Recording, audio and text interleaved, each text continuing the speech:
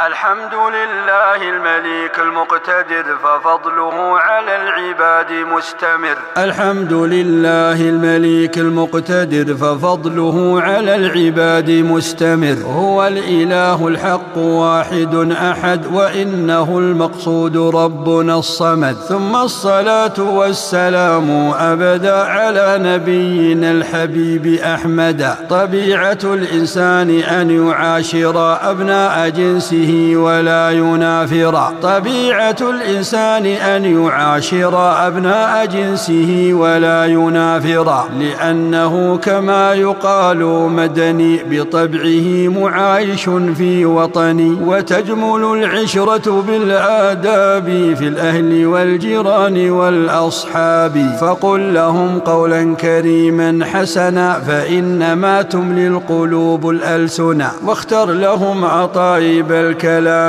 كما تنقي أطيب الطعام. بأحسن الأخلاق عامل الورع مبشرا للناس لا منفرا. وكي تكون محسن التعامل فاحرص على الفطنة والتغافل. وما ترى في الناس من تعايش فإنه المكيال للمعايش. فثلثه تغافل الكريم وليس مخدوعا من اللئيم. لا يكثر التفتيش والتنقيب لأنه يستألف القلوب.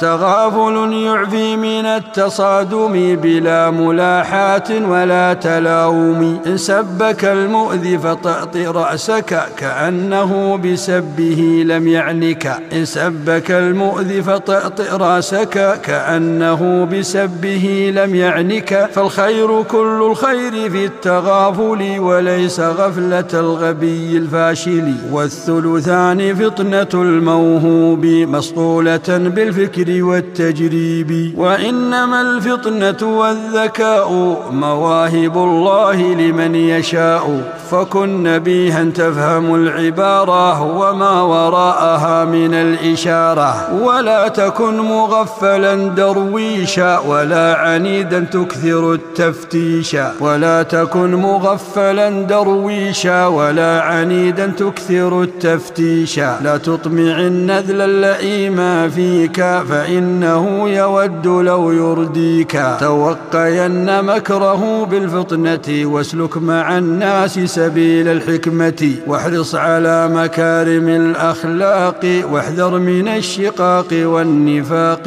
واحرص على مكارم الأخلاق واحذر من الشقاق والنفاق.